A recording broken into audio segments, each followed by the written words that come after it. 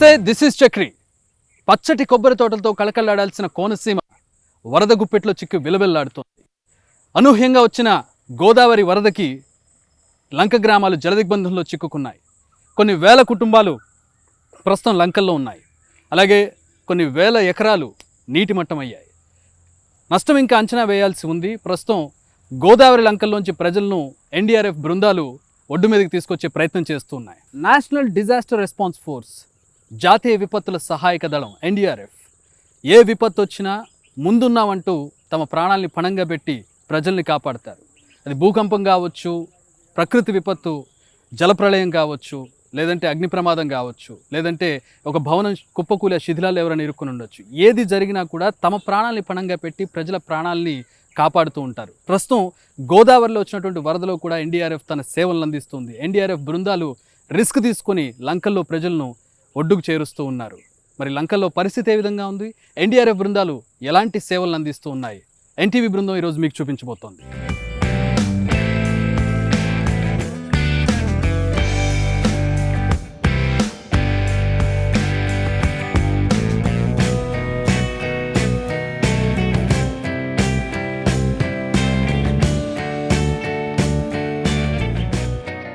So ప్రస్తుతం NDRF prepare అవుతూ ఉంది లంకల్లోకి వెళ్ళడానికి. ఇక్కడ 4 లంకలు ఉన్నాయి. 4 లంకల్లోకి ఇప్పుడు వెళ్ళడానికి వాళ్ళ దగ్గర ఉన్నటువంటి ఎక్విప్మెంట్ మొత్తం కూడా బయటకు తీస్తూ ఉన్నారు. ఇన్ఫ్లేటబుల్ బోట్స్ ఉంటాయి, అంటే దాంట్లో ఎయిర్ నింపి ఆ బోట్స్ లోపలికి తీసుకెళ్తారు. అండ్ దానికి ఒక మెషిన్ అటాచ్ చేసి ఉంటుంది, మోటార్ అటాచ్ చేసి ఉంటుంది. చాలా క్విక్గా రెస్పాండ్ అవుతారు ఉన్నటువంటి సిచ్యువేషన్ని బట్టి. సో మొత్తం ఎన్ని బోట్స్ ఉన్నాయండి? 4 బోట్స్ ఉన్నాయి మొత్తం. సో 4 బోట్స్ని ఇక్కడ ఓపెన్ చేసి మొత్తం ఇన్ఫ్లేట్ చేసిన తర్వాత గోదావరిలోకి దింపుతారు. సో అవి చాలా సెక్యూర్డ్గా ఉంటాయి అండ్ స్కిల్డ్ ఆపరేటర్స్ ఉంటారు. దీంట్లో ప్రతి ఒక్కరికి కూడా బోట్ ఆపరేట్ చేయడం అనేది వస్తుంది. సో దాన్ని ఫస్ట్ దాన్ని ఇన్ఫ్లేట్ చేసి ఎయిర్ తోటి దాని తర్వాత గోదావరిలోకి దింపుతారు.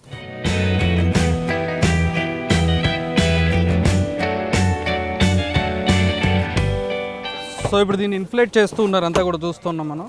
సో ఇది ఫ్లాట్గా ఉండడానికి లోపల ప్లాంక్స్ వేస్తూ ఉన్నారు, చూస్తూ ఉన్నాం మనం. ఆ ప్లాంక్స్ వేస్తే ఫోల్డ్ అవ్వకుండా ఉంటుంది మొత్తం కూడా.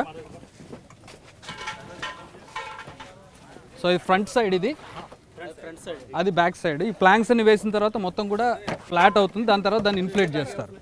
సో ఒక బోట్స్ రూపం వచ్చేస్తుంది మనకి.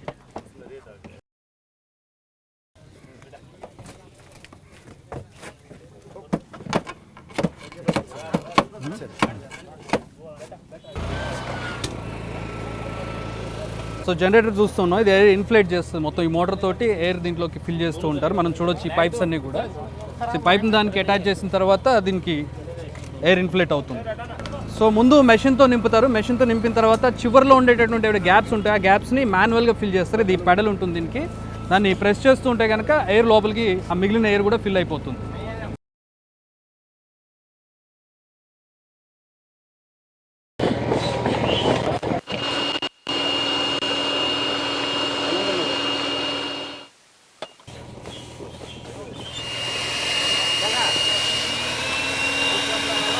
సో మొత్తం ఇన్ఫ్లేట్ అయిపోయింది ఇది. ఒకసారి అడుగుదాం అసలు ఇది ఎంత సెక్యూర్డ్, ఎయిర్తో నింపి ఉంది కదా, లోపలికి వెళ్ళిన తర్వాత ఎంత సెక్యూర్డ్, దీని మీద ఎంత భరోసా పెట్టవచ్చు అనేది అడుగుదాం. ये पूरा रबर का है ना, एयर इन्फ्लेट किया है इसमें. So इसके ऊपर भरोसा कैसे कर सकते हैं? अंदर जाते हैं ना पानी में. भरोसा इसमें ये है कि इसमें जो अपना स्टिल वाटर है ना, रिवर में इसमें कोई दिक्कत नहीं, पलटी नहीं होगा. अच्छा, ओनली रिवर के लिए है, अपना जो तालाब के लिए उसके लिए. तो इसमें कितने लेयर्स रहेगा? इसमें 4 चैम्बर्स है. 4 चैम्बर्स रहेगा. तो कितने टाइम लगेगा लगभग इसको पूरा फिल करके तैयार करने के लिए? तैयार करने के लिए ज्यादा से ज्यादा 15 मिनट लगता है. अभी जो लगा है उतना है बस? हाँ उतना है, इससे कम लगता है. अच्छा, क्योंकि अभी थोड़ा सा जगह की वजह से प्रॉब्लम है यहाँ पे. कितने कैपेसिटी क्या है इसके? यानी पर्सन्स? हाँ, how many persons it can accommodate? इसमें 10 to 15 Okay. पीपल्स. आप कितने जने जाते हैं इस पे? एक हम लोग इसमें हम 4 पीपल जाते हैं और बाकी अगर नहीं तो फिर 3 में भी काम चल जाता है. अच्छा. సో మొత్తం 4 వెళ్తారు వీళ్ళు. ఇందులో మొత్తం 15 మంది కెపాసిటీ ఉంది దీనికి. సో దీంట్లో మొత్తం 4 ఛాంబర్స్ ఉంటాయి. సో ఫుల్లీ సెక్యూర్డ్ అండ్ ఇట్లాంటి నదీ నీళ్ళలో కానీ లేదంటే చెరువులు లాంటి ప్రాంతాల్లో వెళ్ళడానికి ఇది చాలా సేఫ్ అని చెబుతున్నారు. సో మనం చూస్తున్న పెడలింగ్ ఉంటుంది. అలాగే इसको मोटर अटैच कर सकते हैं क्या? मोटर अभी करेंगे ना आपके सामने. अच्छा उसके अंदर पानी हाँ वाटर में डालने के बाद ही कर सकते हो. ఓకే. సో చూస్తున్నాం కదా, ఇది ఇక్కడ ఫిల్ చేశారు అండ్ కింద ప్లాంక్స్ వేసి ప్లాంక్స్ కింద కూడా ఫిల్ చేశారు. సో మొత్తం ఎయిర్తో ఇన్ఫ్లేట్ ఇన్సులేట్ అయింది ఇదంతా కూడా. దీన్ని వాటర్లో నింపి పెట్టిన తర్వాత బ్యాక్ సైడ్ దీనికి మోటార్ అటాచ్ చేస్తారు అండ్ పెడల్స్ కూడా ఉంటాయి మనకి, పెడలింగ్ చేస్తూ కూడా వెళ్ళొచ్చు మనకి. అండ్ లైఫ్ జాకెట్స్ అన్ని నెసెసరీ ఎక్విప్మెంట్ అంతా కూడా దీంట్లో क्या क्या equipment इसमें फिल करते हैं अभी जाने के समय? लाइफ जैकेट्स है, प्लस पैडल्स है, बोट पैडल्स और लाइफ बॉय है और रोप्स रहता है। रोप कम से कम नहीं का 10 से 15 मीटर होता है। अच्छा, जैसे कभी किसी पर्सन को खींचने के लिए, कहीं हमारा जवान अगर पानी में गिर जाता है उसको ये करने के लिए, उसके लिए रोप रखते हैं। So let me explain you. ఒకసారి మనం చూసినట్లయితే ఈ లైఫ్ జాకెట్స్ ఉన్నాయి మనకి ఇందులో పెట్టేవి. వీళ్ళు వేసుకుంటారు, అలాగే వాళ్ళని రెస్క్యూ చేసిన వాళ్ళ కోసం కూడా అదనంగా ఉంటాయి. అండ్ లైఫ్ టైర్స్ చూడొచ్చు మనం, అవి కూడా లోపల నీళ్ళలో పడితే విసిరి వాళ్ళని రెస్క్యూ చేయడానికి ఉంటుంది. అండ్ 15 మీటర్స్ వీళ్ళకి తాడు కూడా ఇస్తారు, ఆ తాడుతో రెస్క్యూ ఆపరేషన్ చేయడానికి ఉపయోగపడుతుంది. సో ఇప్పుడు వీళ్ళు మరికొద్దిసేపట్లో దీన్ని నీళ్ళలో పెట్టబోతున్నారు. నీళ్ళలో పెట్టి దీనికి మోటార్ అటాచ్ చేస్తారు, దాన్ని కూడా మనం చూడొచ్చు ఇప్పుడు.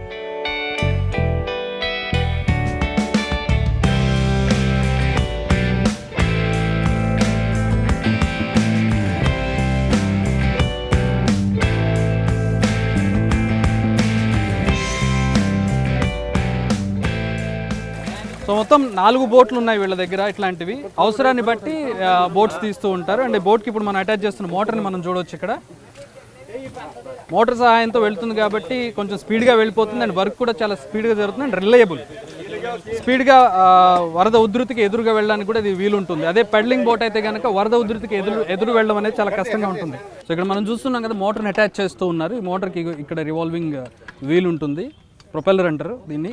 ఈ ప్రొపెల్లర్ వాటర్లోకి వెళ్ళి ఆ వాటర్లో దాన్ని ముందుకు పుష్ చేస్తూ ఉంటుంది.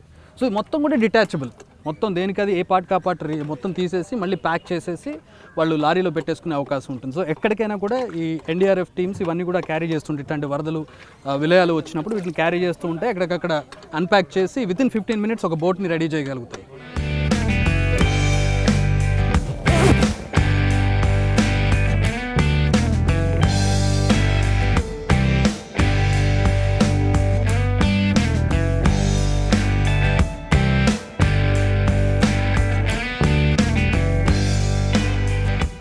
ఎన్డీఆర్ఎఫ్ 2 బోట్లు సిద్ధమైపోయాయి లోపల లంకల్లోకి వెళ్ళడానికి. దాదాపు లంక గ్రామస్తులు 3000 మంది వరద బాధితులు ఉన్నారు. కేవలం 100-150 మంది 2 రోజుల్లో బయటికి తీసుకొచ్చారట. మిగతా వాళ్ళు రావడానికి ససేమిరా అంటూ ఉన్నారు. అండ్ వరద పోటు మీద ఉంది. గత 3 రోజుల నుంచి వరద పోటు మీద ఉన్నట్టు సందర్భంలో వీరు ప్రతిరోజు ఆపరేషన్ నిర్వహిస్తూ ఉన్నారు. సో ఈ రోజు కూడా లంకల్లోకి వెళుతూ ఉన్నారు. మరి వీళ్ళ రెస్క్యూ ఆపరేషన్ ఏ విధంగా ఉంటుంది, లంక గ్రామస్తులు ఎందుకు బయటకు రామంటూ ఉన్నారు, రానన్న వాళ్ళతోటి వీళ్ళు ఎట్లా మాట్లాడతారు. ఎన్టీవీ టీం మొత్తం కూడా లోపలికి వెళ్తుంది వరద గోదావరిలోకి.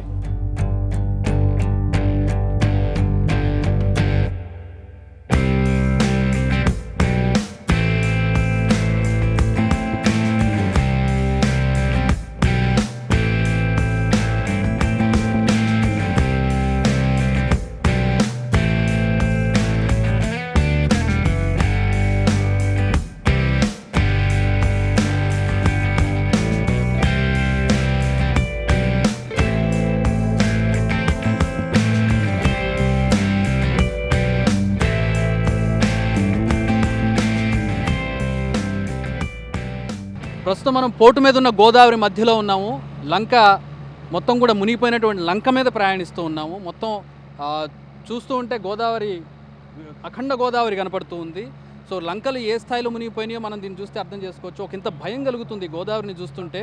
అండ్ మనతో పాటు ఇక్కడ ఎన్నో ఏళ్లుగా ఇక్కడ ఉన్నటువంటి స్థానికులు ఉన్నారు. అలాగే ఇప్పుడు ప్రస్తుతం ఈ టీంని లీడ్ చేస్తున్న ఎన్డీఆర్ఎఫ్ టీం చేస్తున్నటువంటి ఇన్స్పెక్టర్ రాజన్ ఉన్నారు. ఆయనతో మాట్లాడదాం ముందుగా. హాయ్ రాజన్ सर, तो कैसे है इधर, तकलीफ कैसे है और ये कितना वर्स है, ये फ्लड्स कितना वर्स्ट है? सर जैसा कि मैं पहले बता देना चाहता हूं कि सर हम इस इलाके में 13 जुलाई से काम कर रहे हैं। यह आज हमारा 5वां दिन है। इस 5 दिनों में हम सर इस एरिया में अलग अलग सिचुएशन से जूझे हैं। जैसा कि सर जिस समय हम 13 जुलाई को यहाँ फर्स्ट 8:30 या 9 बजे के आसपास जब यहाँ पहुँचे थे तो इतना ज़्यादा यहाँ पे पानी का जो स्तर है, लेवल है, इतना ज़्यादा अधिक नहीं था। लेकिन जैसे जैसे 13 से 14, 14 से 15, 16 हुआ है, वैसे वैसे यहाँ पे ज़्यादा मतलब पानी की जो लेवल है वो ज़्यादा बढ़ता रहा। और जैसे जैसे पानी का जो लेवल बढ़ता गया है उसमें जो हमारी जो गोदावरी नदी है उसमें फ्लो वाटर का जो करंट है वो बहुत ज़्यादा तेज़ी से होता गया। तो हमें बहुत ज़्यादा चैलेंजेस फेस करने पड़े बोट को उस पार से इस पार लाने के लिए गाँव में। और जैसा कि आप देख ही रहे हैं कि गाँव में कितना ज़्यादा पानी भरा है। और जो हम यहाँ पे जो मेन ड्यूटी किए हैं हमारा जो सिविल प्रशासन की तरफ से जो हमें मिला था कि कोई भी इमरजेंसी ड्यूटी मिलती है तो उसे हम किए हैं बखूबी। हम लास्ट गांव तक मतलब चारों जो हम यहाँ पे इफ़ेक्टेड विलेज हैं, इस विलेज को हम रेकी किए, उसके बारे में हम अच्छी तरह से जाने, उसके एक एक रास्ते को जाने कि मतलब कोई इमरजेंसी पड़ती है तो हम उस गांव तक, उस घर तक कैसे पहुंचेंगे। हम हर एक कोने में जहां ज़रूरत पड़ी है, जिस मतलब सिविल एडमिनिस्ट्रेशन ने हमें बताया है कि वहां से जाकर रेस्क्यू करना है या उनको निकाल कर उस पार लेकर आना है, तो हम वहां तक गए हैं और उनको निकाल कर लेके आए हैं। कितना मुश्किल है इन लोग यहाँ से आने के लिए, ज़िद में होते हैं, नया आना बोलते हैं, आने के लिए नहीं बोलते हैं। आप कैसे उसको कन्विंस करते हैं, कितना तकलीफ़ रहते हैं उसमें? देखिए सर, ये बात सही है कि यह जो एरिया है, ये जो 4 विलेजेस हैं, इसमें कोई भी पब्लिक जो है विलिंग नहीं हुई।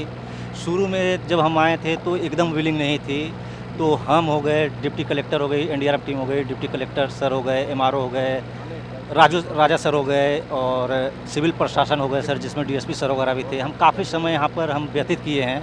यहाँ आके लगभग 3-3, 4-4 घंटे हम गांव वालों को समझाते रहते थे कि देखिए अभी जो जल का स्तर है यह डे पर डे बढ़ता जाएगा, आप अभी निकलना स्टार्ट करिए। तो हमारे बातों से प्रभावित होकर कुछ लगभग 15-20 आदमी जो बुजुर्ग थे या जो प्रेग्नेंट लेडी थी, जिसके पास छोटे बच्चे थे, मतलब न्यू चाइल्ड बर्थ जो थे, उनको हम यहाँ से एवोकेट किए हैं। చూస్తూ ఉన్నాం మనం వేల ఎకరాల్లో పంటలు ఇక్కడ నీట మునిగిపోయినటువంటి పరిస్థితి, కోట్లలో నష్టం ఉండుండొచ్చు, నష్టం అంచనా ఇంకా వేయలేదు, మనం చూస్తూ ఉన్నాం. సో మనతో పాటు ఇక్కడ స్థానికులు ఉన్నారు, రవిరాజు గారు, ఆయన ఎన్నో ఏళ్ళుగా ఇక్కడ ఉంటూ ఉన్నారు. ఇన్నాళ్ళ నుంచి మీరు ఈ వరదలను చూస్తూ ఉండుంటారు కదా, ఈ వరదలు ఎంత తీవ్రంగా ఉన్నాయి? ఇయర్స్ నుంచి నేను ఇక్కడ ఫ్రెండ్స్ చూస్తున్నాం. మాది గంటి పెదపూడి గ్రామం, నా పేరు రవిరాజు. 13 నుంచి చూస్తున్నాం. 30 ఇయర్స్ నుంచి కూడా ఎప్పుడు ఎన్నలేని విధంగా ఈరోజు ఈ ఫ్లడ్స్ 2022లో వచ్చినాయి. ఇంత దారుణమైన పరిస్థితి అవుతుంది ఇప్పటివరకు ఎప్పుడు కూడా చూడలేదు, మా పూర్వీకులు కూడా చూడలేదని చెప్తున్నారు. లంకలో ఉన్న వాళ్ళు అంటే 8 ఇయర్స్ 90 ఇయర్స్ ఉన్నవాళ్ళు కూడా లంకలో ఉన్నారు.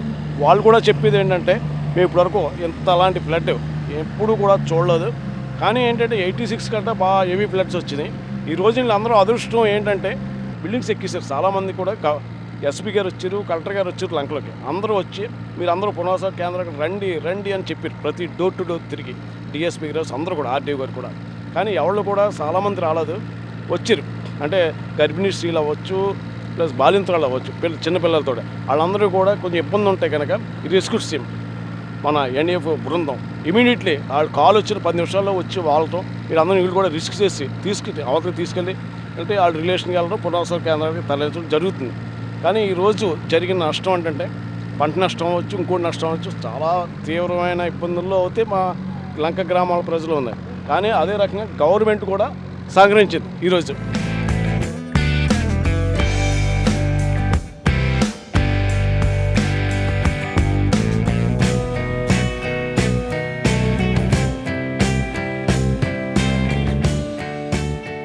నాళ్ళ నుంచి ఉంటున్నారమ్మా ఇక్కడ మీరు? ప్రతి సంవత్సరం వరద వస్తూ ఉంటుంది కదా, మీరు ఇక్కడ ఇల్లు కట్టుకుని ఇక్కడే ఉంటున్నారు. ఇలా వరద వచ్చినప్పుడు బయటకు వెళ్ళి మళ్ళీ వరద తగ్గాక రావచ్చు కదా, ఎందుకు రావట్లేదు ఊళ్ళలోంచి? అంటే అండి మాకు అవతలకి వెళ్తే కొంచెం పిల్లలతో ఇబ్బంది అయిపోతుందండి.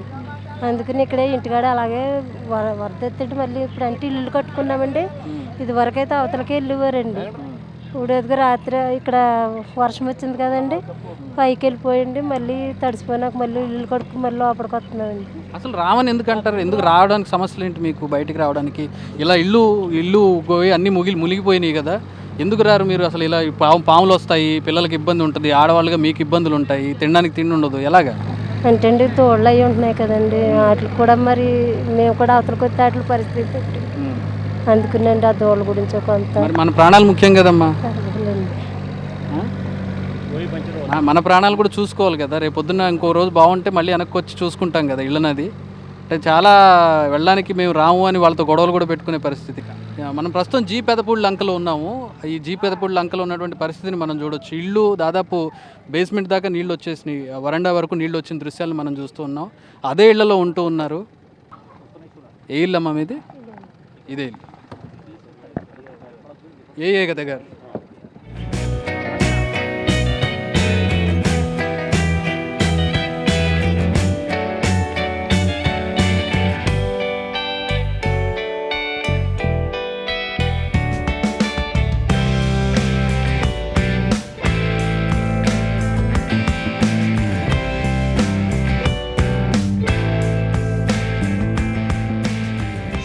వీళ్ళు ఇక్కడ ఉన్నటువంటి వీళ్ళ ఆస్తులు ఏవైతే ఉన్నాయో, కోళ్ళు కావచ్చు, గేదెలు కావచ్చు, ఇలాంటి పశు సంపద వీటన్నిటిని వదిలి మేము రాలేము ఇంత వరద వచ్చినా కూడా. ఒకవేళ ఇంతకంటే పెరిగి ఇప్పుడు ఇంట్లో కూడా నీళ్ళు వచ్చేస్తే ఏం చేస్తారు? ఈ డాబాల మీదకి ఎక్కువ ఉంటామండి. దూడలు మరి అంత నిండేటి మీద తోరాలేం కదండి, అవి నోరులేని జీవులండి.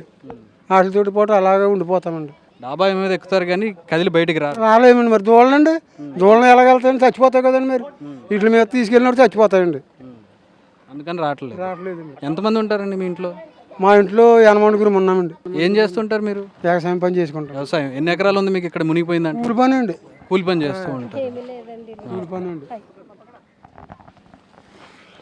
సో ఇక్కడ ఉండేటటువంటి పశు సంపద కావచ్చు, కోళ్ళు కావచ్చు, ఇవన్నీ వదులుకొని మేము బయటికి రాలేము.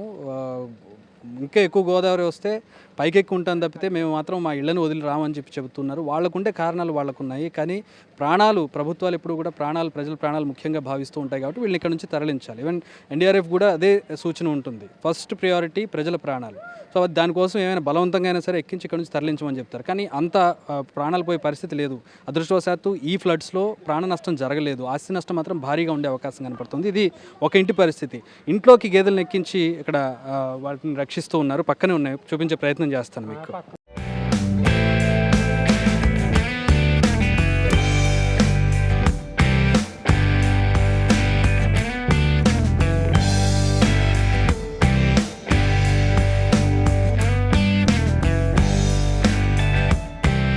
ఇక్కడ చూడండి, ఆ పక్కింట్లో వాళ్ళ గేదెలను తీసుకొచ్చి ఇక్కడ కట్టేసుకున్నారు. గేదెలను ఇంటి లోపలికి తీసుకెళ్ళి ఇక్కడ వాటిని రక్షించుకుంటూ ఉన్నారు. మనం చూడొచ్చు, వాళ్ళకి ఇవి చాలా ముఖ్యం, వాళ్ళ జీవనాధారం ఇది. కూలి పని చేసుకుంటూ ఇక్కడ గేదెల నుంచి పాడిని వాళ్ళు ఇది చేసుకుంటూ ఉంటారు, ఆ పాడితోటి బ్రతుకుతూ ఉంటారు. కాబట్టి వాళ్ళ జీవనాధారం ఇప్పుడు వరద వస్తుంది పోతుంది, కానీ వీటిని మూగజీవాలుగా కూడా చూస్తూ ఉన్నారు. అంటే ఒక్క ఆదాయ మార్గంగానే కాకుండా వాటి ప్రాణాలు కూడా ముఖ్యమనే భావనలో వాళ్ళు ఉన్నారు. కాబట్టి వాటిని వదిలేసి మేము ఎలా వెళ్తాం, వాటి ప్రాణాలు కూడా ముఖ్యమే కదా, వాటిని కాపాడుకుంటూ మేము ఇక్కడే ఉంటామని చెప్పి వాళ్ళు ఆ కారణం చెబుతూ ఉన్నారు.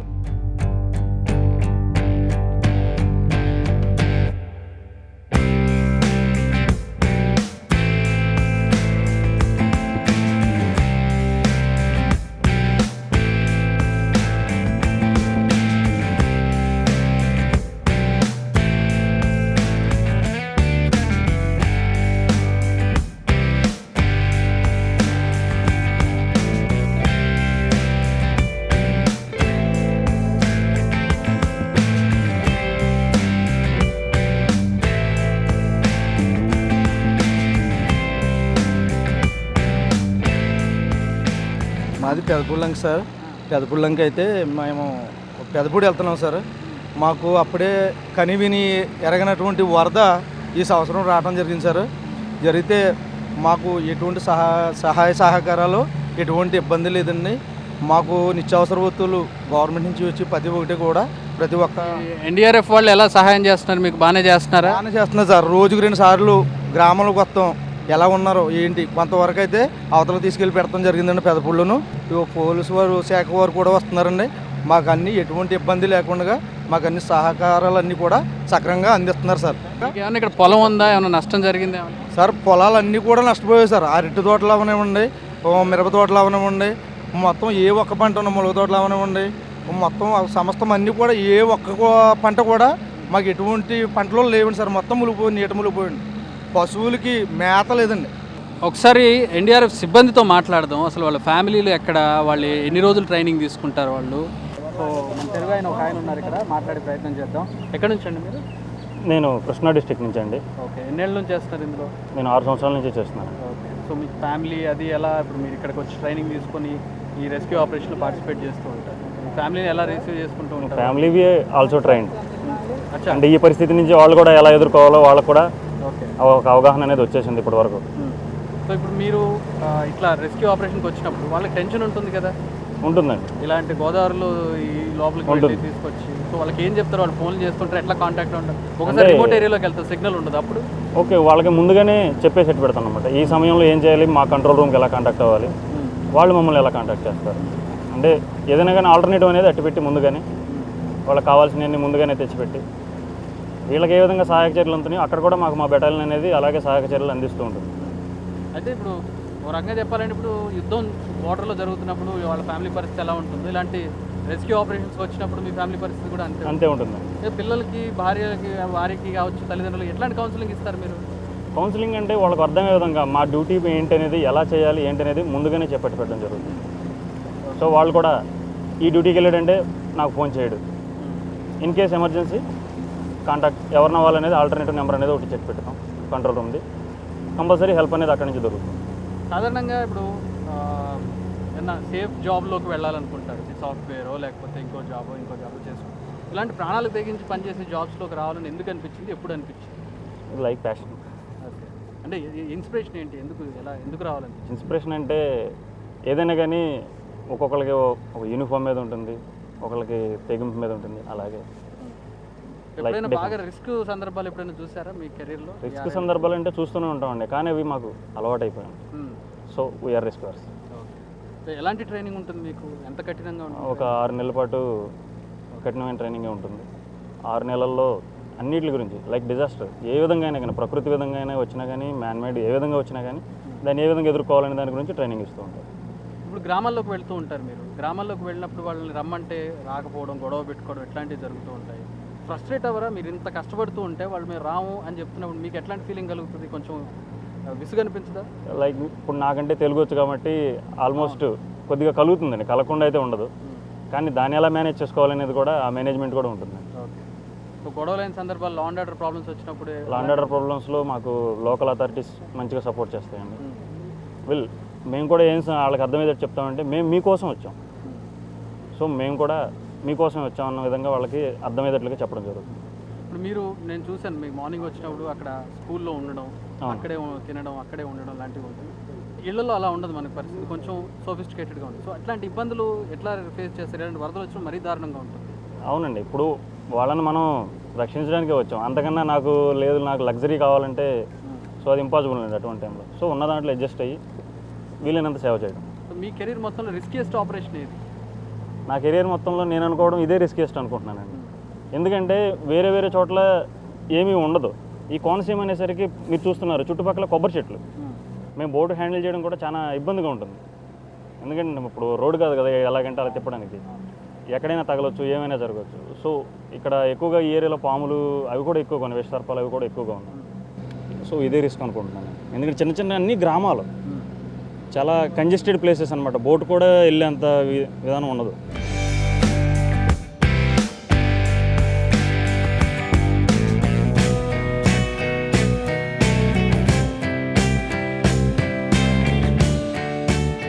చూస్తూ ఉన్నాను, ఇది వాళ్ళు వేసుకున్నటువంటి రోడ్డు. ఈ రోడ్డు మీద కూడా మొత్తం నీళ్ళు వచ్చినాయి. ఇంకా వాళ్ళు కొంచెం తగ్గింది వరద పోటు, కాబట్టి ఈ మాత్రం అన్నా కూడా కనబడుతుంది. నిన్న ఇంకొంచెం ఎక్కువగా ఉందని చెప్పి రెస్క్యూ టీం వాళ్ళు చెబుతూ ఉన్నారు.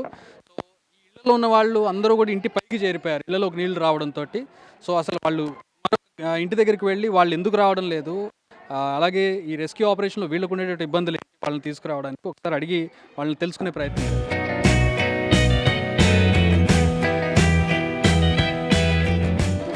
ఏమో మీకు ఇబ్బంది అవ్వట్లేదా ఇక్కడ?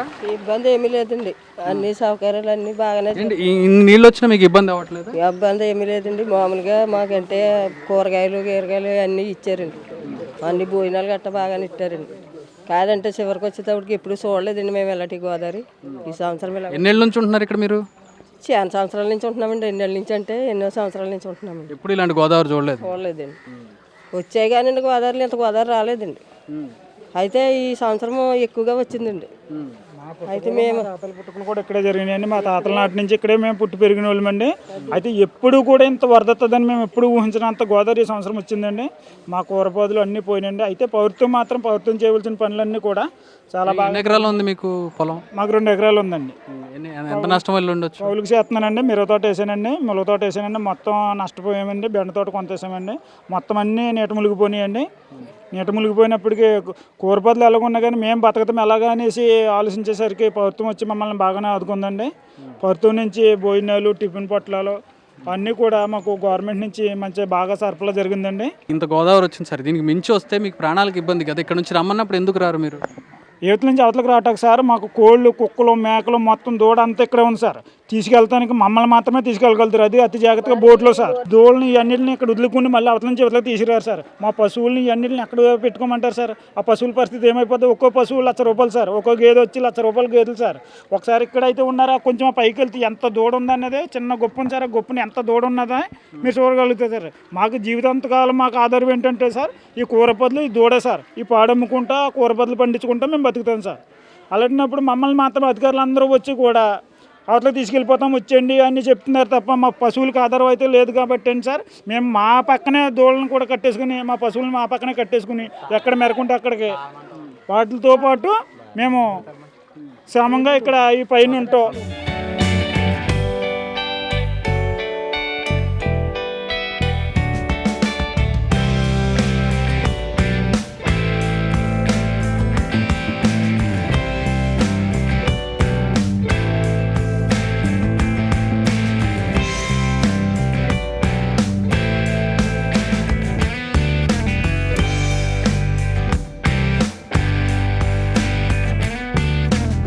పైన ఒక చిన్న పాపని ఎత్తుకుని ఒక ఆయన ఉన్నారు. అసలు ఆయన ఎందుకున్నారు చిన్న పాపని నుంచి ఇంత ధైర్యంగా ఇక్కడ ఎలా ఉంటున్నారు అనేది ఆయనతో మాట్లాడదాం.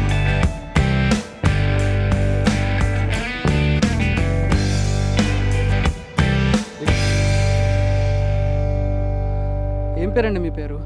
నా పేరు ఏడుకొండలండి. చిన్న పాపను వేసుకొని ఇక్కడ లంకలో ఎలా ఉంటున్నారు? గబుక్కున అమ్మాయికి పాపకి ఏమన్నా అయితే ఏం చేస్తారు? వాళ్ళని బయటికి తీసుకురమ్మన్నప్పుడు బయటికి రావచ్చు కదా లంకల నుంచి. అంటే ఎమర్జెన్సీ అయితే వెళ్దాం అనుకున్నాం. మరి అంత ఎమర్జెన్సీ ఇంత ఎమర్జెన్సీ ఉండదు అనుకున్నాం. కానీ ఈసారి ఫ్లో ఎక్కువ ఉంది కదా అనుకోకుండా ఇంకా ఏం కాలేదు, దేవుడి దేవాళ్ళు ఏం కాలేదు. కానీ ఎక్కువైతే వెళ్ళవలసిన పరిస్థితి ఉంది. ఫ్లో ఎక్కువే ఉంది ఇప్పుడు కూడా. ఉంది అంటే ఇక ఎమర్జెన్సీ ఏం లేదు కదా అని ఉండిపోయామండి. మీరంటే ఈతగలరు, మీరంటే మీ ప్రాణాలు కాపాడుకోగలుగుతారు. చిన్నపిల్లలు వాళ్ళకైనా ఇప్పుడు ఇట్లాంటి నీళ్ళలో ఆరోగ్య సమస్యలు కూడా వస్తాయి. వాళ్ళు రమ్మన్నప్పుడు మీరు వెళ్ళొచ్చు కదా. అంటే ఎక్కువ ఇంకా మాకు ఇంకా 3 అడుగులు ఉంది ఇంట్లోకి వెళ్ళడానికి. ఒకవేళ అయితే కనుక వెళ్దాం అనుకున్నాం. పోలీసు వాళ్ళు వచ్చి తీసుకెళ్తారు అన్నారు. ఇంట్లో ఇల్లు మునగలేదు కాబట్టి ఇక్కడ ఉంటున్నారు. అదే మొలలోతే వచ్చినాయి కాబట్టి మీకు రిస్క్ ఏం లేదంటారు అంత. మరి పాములు అవి వస్తూ ఉంటాయి, అంటురోగాలు వస్తాయి ఇట్లాంటి నీళ్ళల్లో ఉంటే. పిల్లలు చిన్నపిల్లలు ఆరోగ్యం చాలా ముఖ్యం కదా. అదే గోదావరిలో భయపడతారని చెప్పి మేము తీసుకెళ్ళలేదండి అంతే.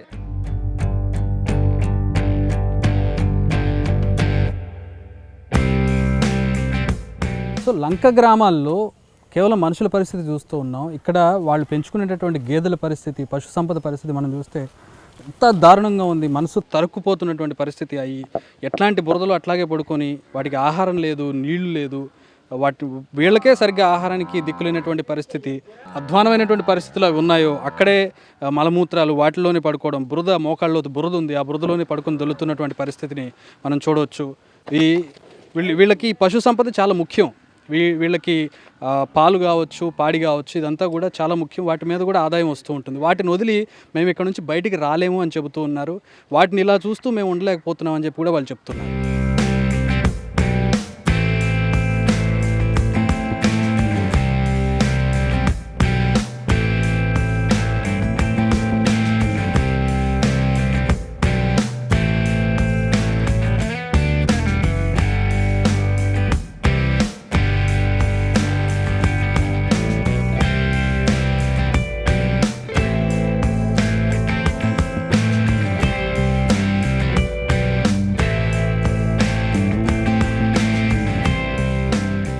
సో ఇక్కడ రెస్క్యూ ఆపరేషన్ జరుగుతూ ఉంది. ఎన్డీఆర్ఎఫ్ వాళ్ళు మార్నింగ్ నుంచి కూడా రెస్క్యూ ఆపరేషన్ చేస్తూ ఉన్నారు. ఎన్డీఆర్ఎఫ్ చీఫ్ విజిట్ చేశారు మిస్టర్ చౌబే సార్. ఆయనతో మాట్లాడదాం ఎట్లా ఉంది ఇక్కడ flood situation and rescue operation ఎలా జరుగుతుంది. నమస్తే సార్. कैसे चल रहे रेस्क्यू ऑपरेशन? आपके एस्टिमेशन क्या है, कितने प्रॉब्लम है? ऐसा यहाँ पे लगभग 30 साल पहले बाढ़ आया हुआ था. 30 साल के बाद ऐसी स्थिति आई हुई है. तो थोड़ा सा सिचुएशन पिछले साल की अपेक्षा ज़्यादा दिक्कत वाली है. बट यहाँ के जो लोग हैं वो इस तरह के फ्लड से बिल्कुल अवेयर हैं और अपने आप को इस तरह से इक्विप्ड कर चुके हैं. उनके घरों को देखा जाएगा तो देखें तो वो भी फ्लड के हिसाब से बनाया हुआ है. All person are very happy to remain in their villages and their home. And बार बार हम जाके उनको बता रहे हैं कि अभी बाढ़ का पानी ऊपर आने वाला है. बट वो लोग तैयार हैं उसको भी सामना करने के लिए और अपने घरों में खुश हैं. तो हम उनको कोई समस्या ना आने पाए. लॉजिस्टिक सपोर्ट स्टेट गवर्नमेंट के साथ में मिलके, स्टेट पुलिस के साथ में मिलके जो भी सहायता होता है, चावल, दाल, सब्जी, पानी, मेडिसिन, ये सब उपलब्ध करा रहे हैं. यहाँ पे हमारी टोटल आंध्रा फ्लड्स में देखा जाए तो 11 टीम डिप्लॉय है, जो कि अलग अलग क्षेत्र में कोनासीमा डिस्ट्रिक्ट, ईस्ट गोदावरी और ये अलूरी ASR डिस्ट्रिक्ट में काम कर रही हैं। अब तक जो रिस्पांस है काफ़ी अच्छा है, जनता का कोई सी प्रकार से कोई नुकसान की सूचना नहीं मिली है और हमारी तरफ से भी लगातार मॉनिटर किया जा रहा है स्टेट गवर्नमेंट के साथ में, प्रशासन के साथ में मिल करके। तो आप बहुत सारा ऐसा रेस्क्यू ऑपरेशन कर रहे होगे, तो ये रेस्क्यू ऑपरेशन कैसे है? आई मीन ये फ्लड कितना वर्स्ट है आपके हिसाब से? ये फ्लड से थोड़ा सा ज़्यादा है पिछले साल के अपेक्षा या जो भी हमने ऑप्स किए हैं, बट इसमें एक हमें बार बार मौसम विभाग की तरफ से सूचना मिल रही है, तो हम भी अवेयर हैं और अपने आप को उसी हिसाब से प्रिपेयर कर रखे हैं और लोगों को भी हम बार बार अलर्ट करते रहे हैं कि पानी और ऊपर बढ़ने वाला है, तो थोड़ा उस हिसाब से वो लोग भी मेंटली उससे प्रिपेयर हो जाते हैं। तो काफ़ी अच्छी सिचुएशन है यहाँ पे और मुझे उम्मीद है कि ये लास्ट तक से काफ़ी अच्छा रहेगा, किसी को कोई नुकसान नहीं होगा और इससे जो समस्या है इसका आसानी से हम लोग अच्छे तरीके से सॉर्ट आउट कर लेंगे। जनता से थोड़ा कोऑपरेशन कम मिल रहा है बोल रहे हैं आपका NDRF टीम, मतलब उन लोगों से यहाँ लेके आने के लिए उन लोगों को कन्विंस करना मुश्किल हो रहा है, उसके बारे में आप क्या बोलते हैं? हाँ, थोड़ा सा ये है कि जो लोकल्स हैं वो ऑल अवेयर है अबाउट फ्लड्स। हर साल ऐसी बाढ़ आती है तो उनको जानकारी है कि इस तरह की बाढ़ में हम अपने आप को कैसे सेफ रख सकते हैं, कैसे अपने सामान को, अपने जो प्रॉपर्टी है उसको बचा के रख सकते हैं। तो they know each and everything. So बाढ़ की पिछले साल की तरह ही इस बार भी होगी, ऐसा वो सोच करके नहीं आने के लिए तैयार हैं। बट हम उनको बता रहे हैं कि नहीं, इस साल कुछ बाढ़ ज़्यादा आने वाला है, नुकसान ज़्यादा हो सकता है, इसलिए आप सुरक्षित स्थान पर चलिए। तो थोड़ा सा कुछ लोग उसमें तैयार हो रहे हैं, कुछ हमने इवैक्यूएट किया हुआ है, बट अभी भी बहुत से लोग गांव में हैं, गांव में ही रह रहे हैं और उन लोगों के लिए हम दिन भर में अपने स्थानीय प्रशासन के साथ में, पुलिस के साथ में मिल करके खाने पीने का सामान, मेडिसिन से ज़रूरी जो सामान है वहाँ पहुँचा रहे हैं। तो अभी उनको कोई प्रॉब्लम नहीं है। आगे फ्यूचर में भी हम सोचेंगे ऐसा ही करते रहेंगे ताकि किसी को, एक आदमी को भी कोई प्रॉब्लम ना होने पाए। Thank you sir, you are doing a good job and keep the good job going. Thank you.